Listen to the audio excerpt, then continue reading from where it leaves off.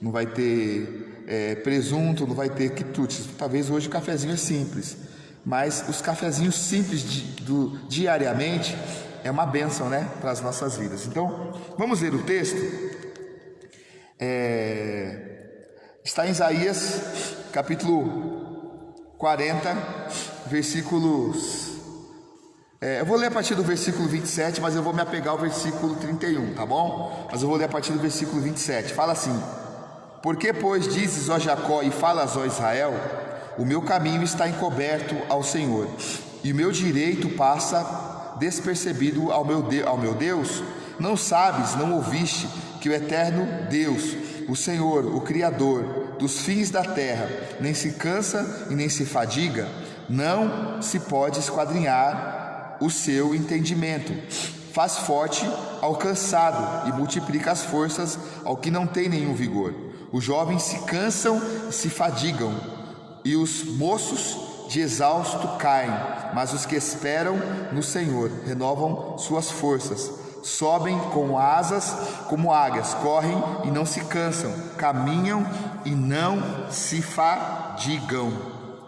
Então, hoje eu quero falar com você aqui brevemente sobre esta palavra. E eu quero falar sobre esta frase do versículo 31, que fala: os que esperam no Senhor. Então esse é o tema da minha palavra desta manhã: os que esperam no Senhor. Que resultado eu tenho se eu esperar no Senhor? Que benefícios eu vou ter se eu esperar no Senhor?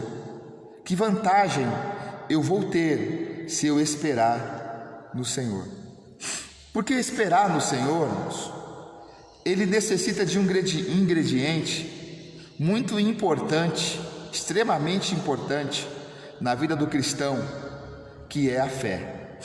Porque não adianta eu esperar no Senhor se eu não crer que Ele vai fazer aquilo que eu estou buscando nele.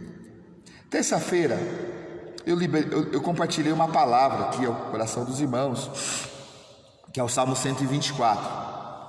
E nesse salmo ele fala sobre a gente confiar em Deus, sobre a gente acreditar em Deus. E aqueles que confiam no Senhor, aqueles que creem no Senhor. Esse texto ele fala que você não vai ficar preso no laço do passarinheiro.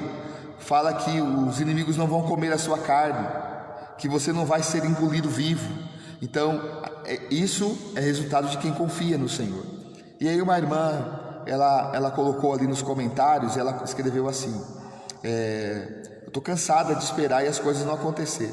Eu só vou acreditar quando eu receber o que eu estou esperando. Então como é que ela vai receber se ela diz que ela não acredita? Ela só vai acreditar quando as coisas acontecerem. Porque uma coisa é importante: quando a gente fala em esperar no Senhor, a gente está falando de fé. Eu poderia falar aqui, mas eu quero ler, porque a gente acaba sabendo os textos de cor, mas eu quero ler com você aqui Hebreus capítulo 11, versículo 1 fala assim: ora, a fé é a certeza de coisas que se esperam. A fé é a certeza de coisas que se esperam. Então nós precisamos esperar no Senhor, nós precisamos confiar no Senhor. Então o texto fala: a fé é a certeza das coisas que se esperam e a convicção de fatos que não se veem. Então isso é fé. E também esse texto fala que de fato sem fé, o versículo 6, de fato sem fé é impossível agradar a Deus, porque aquele que crê em Deus tem que acreditar que Ele existe e que Ele é galardoador daqueles que o buscam. Então quando a gente lê esse texto de Isaías dizendo que nós temos que esperar os que esperam no Senhor, né? Então, mas os que esperam no Senhor renovarão as suas forças. Nós estamos passando por um tempo difícil. Quem não está? Pessoas estão passando por dificuldades financeiras. E assim, eu estou sendo repetitivo porque não tenho o que falar, irmãos. Eu tenho que falar sobre isso. Pessoas estão passando por dificuldades no casamento, porque tem pessoas que estavam vivendo um casamento de fachada, Porque conseguia conviver, por quê? Porque o marido saía para trabalhar, ela não via, ela também saía para trabalhar, chegavam os dois à noite, tinha aquela conversa rasa, aquela conversa com protocolos, apenas por aquilo que precisava conversar, e aí jantava, dormia, de manhã trabalhar, era aquela rotina. Hoje está todo mundo dentro de casa, e aí precisa conversar, e aí não consegue conversar, aí tem as discussões, um não consegue entender o outro, e as pessoas estão vivendo situações complicadíssimas. E quando a gente lê esse texto ele é profundo, porque ele fala sobre esperar em Deus, e fala que aqueles que esperam no Senhor renovarão as suas forças, porque nós estamos vivendo um tempo que as forças estão se esvaindo, em que as pessoas estão perdendo a esperança. E eu disse isso terça-feira, volto a dizer que muitas pessoas irão se apostatar da fé. Quando a igreja abrir definitivamente, muita gente não vai querer voltar mais para a igreja. Muitos vão querer ficar dentro de casa assistindo pelo Face, ou não querendo mais saber de Deus. Mas quando você não perde a fé, porque esse texto está ligado à fé, aqueles que esperam no Senhor. E que espera é essa? É uma espera de fé. Ela é uma rotina viva com esperança. Ela é uma rotina viva com esperança, né? É uma rotina boa, é algo que você não tem que parar, você tem que continuar confiando em Deus, mesmo que você tenha recursos, mesmo que você tenha saúde, mesmo que você tenha um casamento saudável, mesmo que tudo vá bem com você, você tem que confiar no Senhor. Você não tem que deixar de crer em Deus, porque independente do que você esteja passando, a sua confiança tem que estar em Deus. Então, os que esperam no Senhor renovarão as suas forças. Nós somos renovados quando nós não saímos do campo da fé, porque é no campo da fé que nós conquistamos as bênçãos diárias. É no campo da fé que nós conseguimos ultrapassar os obstáculos, ultrapassar as dificuldades e chegar do outro lado como um vencedor, como alguém que conquistou a bênção que Deus tem para nós. E aí Isaías ele faz uma comparação muito tremenda, que a gente já ouviu várias pregações sobre isso, né? Então ele fala que aqueles que esperam no Senhor renovarão as suas forças, sobem com asas como águias. Sobem com asas como águias. Que comparação é essa? A águia ela é um animal grande, tem aproximadamente 7, 8 quilos. As suas asas são grandes, então quando elas estão no chão, elas têm que fazer um esforço muito grande para começar a voar. Mas quando elas pegam voo, é o animal mais adestrado no que se diz respeito a voos. Os voos delas são impressionantes, mas elas precisam se esforçar para sair do chão e conseguir dar o seu voo rasante. Então é uma coisa que o Senhor traz para nós, para a gente entender, porque às vezes a gente não se esforça, a gente está caído ao chão, a gente está no fundo do poço, a gente está sem esperança, a gente está sem vontade de viver, de crescer. Mas o que nós precisamos fazer é apenas se esforçar para sair do chão, se esforçar para dar este voo. E depois que você se esforçou e você deu este voo, você então tem o controle da situação. Por quê? Você se levantou da sua situação caótica, você se levantou dos seus problemas, das suas enfermidades, né, das suas circunstâncias, e você se levantou com fé. Esse é o voo da fé. E esse voo da fé faz com que você receba a bênção do Senhor. Então fala que sobem com asas como águia.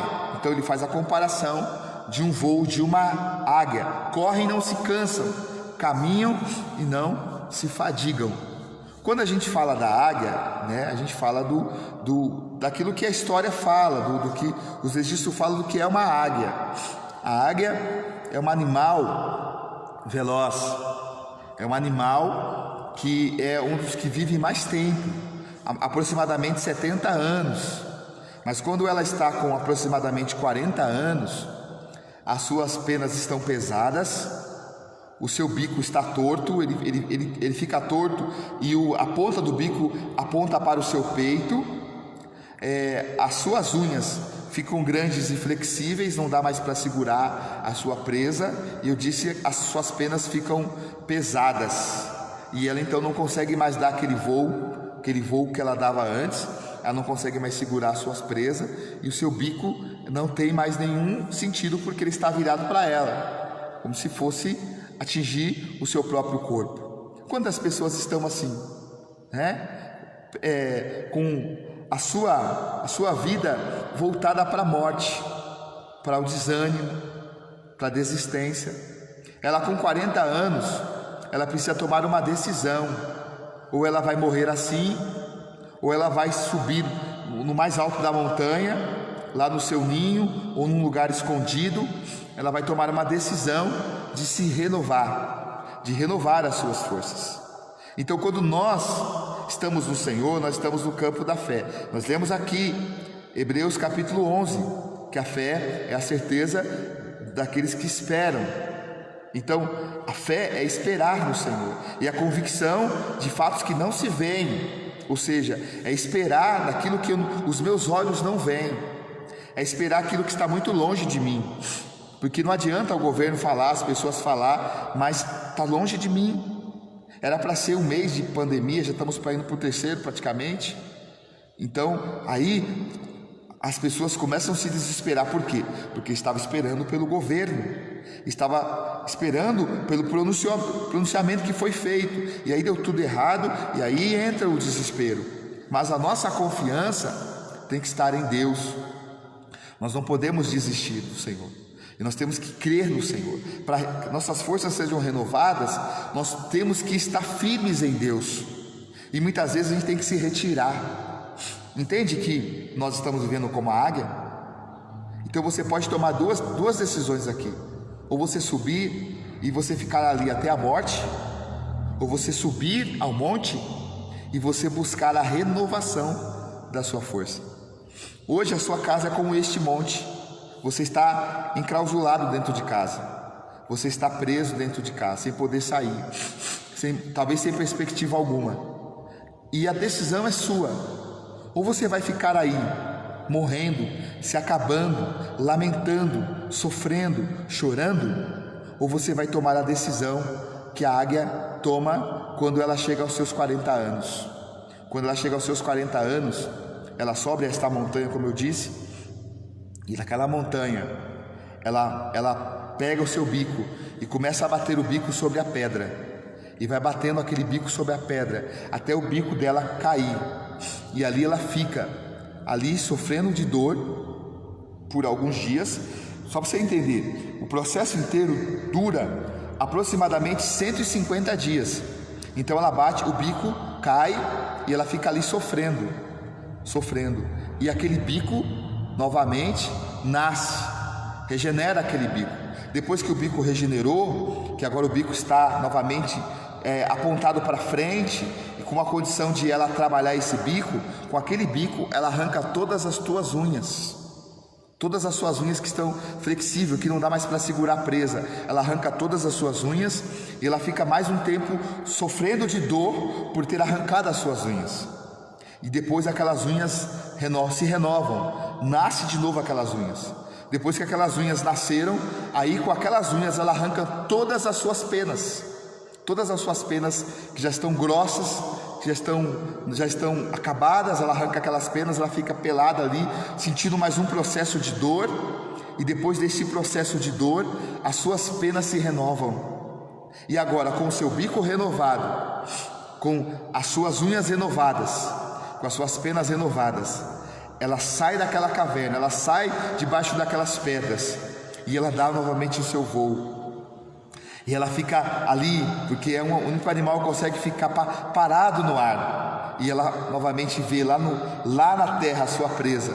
Ela dá aquele voo rasante, pega a sua presa e volta a se alimentar. E ela vive pelo menos mais 30 anos. Mas ela teve que tomar uma decisão. Quando a palavra de Deus, eu não vou lembrar o versículo, mas sei que está em Apocalipse, fala que nós temos que olhar, ver onde foi que nós caímos e voltar às práticas do primeiro amor. É porque quando a gente estava fresquinho no Evangelho, a gente orava mais, a gente lia mais a Bíblia, a gente se preocupava com as pessoas. A gente, cadê o irmão que não veio na igreja? A gente ligava, a gente ia atrás, a gente orava, a gente alimentava os carentes, a gente tinha um coração de servo. Mas aí os anos foram se passando e você foi tendo decepção com pessoas, porque onde tem gente, tem decepção, onde tem gente, tem frustração. Mas o Senhor permite que essas coisas aconteçam. Ontem eu conversava com uma pessoa, ela dizia assim para mim: pastor, eu não entendo, eu não faço mal para ninguém, eu sou uma pessoa boa, eu ajudo as pessoas, eu sou fiel a Deus, eu sou dizimista, eu sou ofertante, eu não perco culto, e por que tantas coisas ruins acontecem comigo? Eu disse para ela: bem-vindo ao time, é justamente por isso, é porque você é uma serva do Senhor. Por que tem pessoas ruins, que Deus não faz nada com elas, elas fazem o que elas querem, elas têm de tudo e não acontece nada de ruim com elas? É porque na verdade elas já estão cortadas, e é só aquilo que elas vão ter. Mas nós precisamos lutar para ir para o céu, para ir morar com Deus. Então, quando chega o tempo do cansaço, em que as nossas penas estão grossas, em que as nossas unhas espirituais estão flexíveis, em que o nosso bico está apontado para nós, ou seja, nós só conseguimos trazer palavra de maldição sobre nós mesmos. Nada dá certo para mim, só eu que sofro, só eu que tenho que passar por luta. E esse é o momento que nós temos que tomar a decisão de subir esta montanha, não para ficar lá lamentando, não para ficar lá morrendo, mas para nós tomarmos uma decisão de renovar as nossas forças, de usar a nossa fé em Deus e de reconhecer que isso não é o fim. O que nós estamos passando, amados, é um tempo que o Senhor permitiu. Se você é a igreja do Senhor, entenda isso. Deus permitiu a igreja do Senhor passar este tempo para nós renovarmos as nossas forças. Qual foi a última vez que você leu a Bíblia inteira? Ou talvez você nunca leu a Bíblia inteira? Qual foi a última vez que você fez um jejum mais longo, que você falou do amor de Deus para alguém, que você se preocupou com as pessoas? Hoje você só está se lamentando, preocupado com as coisas ruins que estão acontecendo, chorando, lamentando, criticando as pessoas pelas decisões que elas tomam. Nós não temos que ter esta atitude. Nós, como cristãos, como servos do Senhor, como pessoas que amam a palavra de Deus, temos que entender que quando as coisas estão dando ruim para nós, nós precisamos buscar a renovação espiritual. Sobe ao monte da oração, sobe ao monte da humilhação, o monte da consagração, e lá busque a renovação do Senhor. Talvez as suas vestes estão sujas, você precisa trocar as suas vestes, porque as penas são as vestes da águia. Você precisa trocar as suas vestes, porque quando você veio para o Evangelho, você vestia as vestes de justiça. Hoje você não tem mais vestes de justiça.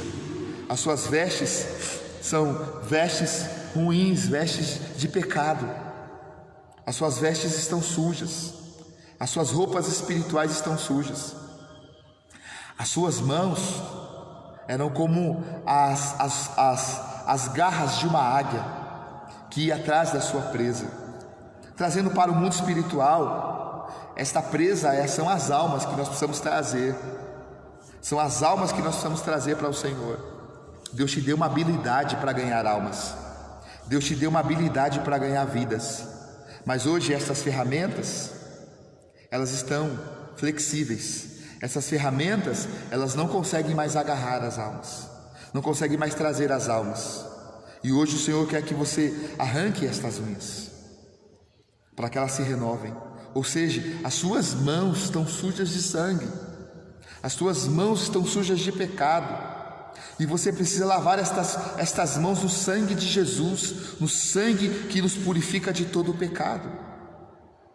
Talvez o seu bico, ele está voltado para você, e hoje o que sai da sua boca não são mais palavras de amor, não são mais palavras de justiça.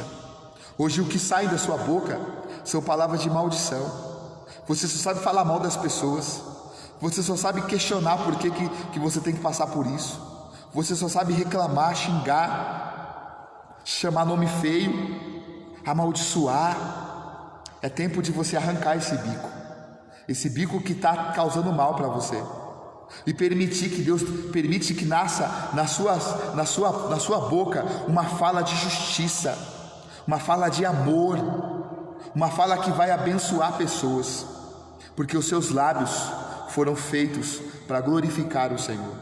Entenda uma coisa: você é profeta de Deus na terra, e o que você fala tem peso. Quando você amaldiçoa os seus filhos dizendo: ô lesado, ô desgraça, você está amaldiçoando, ô salário de miséria, não presta para nada esse dinheiro, não vou fazer nada com esse dinheiro. Não vai fazer mesmo. Mas quando você arranca esta fala de maldição, e você permite Deus colocar lábios de paz, tudo vai se fazer novo, e a sua boca vai exalar palavras de bênção, palavras de vitória, palavras que vão curar você e vão curar as pessoas que estão ao teu lado. As pessoas hoje não querem te ouvir. Hoje as pessoas, elas cortam volta, porque quando você fala, as pessoas se sentem mal. Mas se hoje você buscar renovação, se hoje você buscar a cura, porque talvez você fale assim porque você é uma pessoa amarga, uma pessoa que foi machucada, uma pessoa que foi ferida, alguém que abusou de você em vários níveis. Não estou falando só a nível sexual, não. Você foi abusado em vários níveis, e isso tem feito você ficar cima do monte, mas enclausulado, sem vontade de se relacionar, sem vontade de viver, e você só está esperando a morte. Mas é tempo de você renovar as suas forças. E como se renova as forças? Esperando no Senhor com fé. Porque aqueles que esperam no campo da fé, eles não são desistentes. Aqueles que esperam no campo da fé, eles realmente se levantam e eles procuram fazer alguma coisa para alcançar o favor do Senhor, porque eles não são incrédulos, eles acreditam em Deus. Os que esperam no Senhor. E nós precisamos esperar em Deus. Isso significa viver a rotina da vida como uma esperança fervorosa e paciente de que Ele consumará o seu governo a seu tempo. Ele tratará com mal. Uma atitude interior do coração como esta dá força para subir acima do momento presente com vigor para continuar. Porque, irmãos, nós não temos que desistir, nós temos que continuar. É tempo de nós entendermos que nós temos que avançar, não é tempo de ficar preso. Pastor, mas como é que eu vou pregar o evangelho se eu não posso sair de casa? Quem disse que não? A sua voz, ela pode sair de casa, a sua fala. Às vezes a gente perde tanto tempo discutindo coisas que não vai edificar. Nós precisamos entender que nós temos que nos levantar para fazer a vontade de Deus. É tempo de nós usarmos a nossa fala para levantar as pessoas que estão destruídas. Guarde esta palavra no seu coração. Seja como a águia, tome uma decisão. Subirão com asas como águia. Vai ser difícil voar. As suas asas estão pesadas, mas se esforcem. Sobe no lugar mais alto. É você e Deus. É como Peniel, é você e Deus, é face a face com Deus. É você se colocar diante do Senhor como a águia, que ela sobe onde não tem ninguém, onde não tem nenhuma presa, onde não tem ninguém para ficar falando coisa. Porque enquanto você está no meio de pessoas que só sabem falar besteira, você não cresce. Mas se você se colocar no lugar mais alto, querer estar só com Deus, lá você vai ouvir a voz do Senhor. Lá Deus vai falar com você. E lá você será restaurado. Lá você será transformado pelo poder de Deus que vem sobre a sua vida. Tome essa decisão. Sobe no lugar mais alto. Mas não fique lá lamentando. Tome a decisão que a águia tomou. Como eu disse, ela vive 70 anos. Mas para ela viver 70 anos, com seus 40 anos, ela precisa tomar uma decisão. Nessa montanha, arrancar o seu bico batendo sobre uma pedra, esperar que este bico cresça novamente, debaixo de dores. Vai doer? Vai doer. Vai ser difícil? Vai ser difícil. Você vai passar dificuldades? Vai passar dificuldade. Você vai perder amigos? Vai perder amigos. E graças a Deus que eles se foram, porque se foi embora, porque na verdade não eram amigos. Deixa doer. Está doendo? Glória a Deus que está doendo. Está difícil? Glória a Deus que está difícil. Mas não é o fim. O bico vai nascer de novo. Mas vai nascer com um propósito de pregar o Evangelho, propósito de falar de Jesus. E depois tome a decisão com a sua boca, a boca que você amaldiçoou a tua vida, a boca que você falou mal, você hoje renovou os seus lábios. Hoje você teve, como Isaías, uma tenaz tocou nos teus lábios. Uma tenaz está tocando nos teus lábios hoje, para tirar toda a iniquidade dos teus lábios. Os seus lábios estão sendo renovados. A águia com seu bico renovado, ela tomou uma decisão agora. A segunda decisão dela, a primeira decisão foi subir, a montanha. A segunda decisão foi arrancar o seu bico e esperar com paciência no Senhor até que ele nasça novamente. É isso que você precisa fazer. Nasceu o bico, a segunda decisão que ela tomou: arranque as suas unhas. Por onde você tem andado? Por onde você tem caminhado? Arranque as suas unhas. Significa que onde você vai caminhar, onde você vai colocar o seu pé agora, coloque o seu pé em lugares de fé, em lugares de justiça. Não caminhe por lugares tortuosos, não caminhe por veredas antigas, não caminhe por veredas tortas, não caminhe pela roda dos escarnecedores.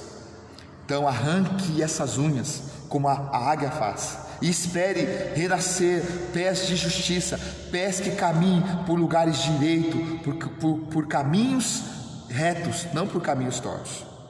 Depois que nasceu, tome a decisão, troque as suas vestes, e ela com a unha renovada, ela arranca as suas penas, arranque tudo aquilo que não presta de você, a sua fala ruim, o seu pensamento ruim, arranque tudo que não presta, as suas vestes que não agradam ao Senhor, arranque tudo que não presta. Depois que você arrancou tudo, espere, porque o Senhor vai te dar novas vestes. E depois que o Senhor te der novas vestes, caminhe pelo caminho direito, caminhe pelo caminho da justiça e receba do Senhor vitória, porque o Senhor está te levantando para um novo tempo, para uma nova história, porque Ele tem uma obra especial para fazer na sua vida e na sua família. Deus te abençoe.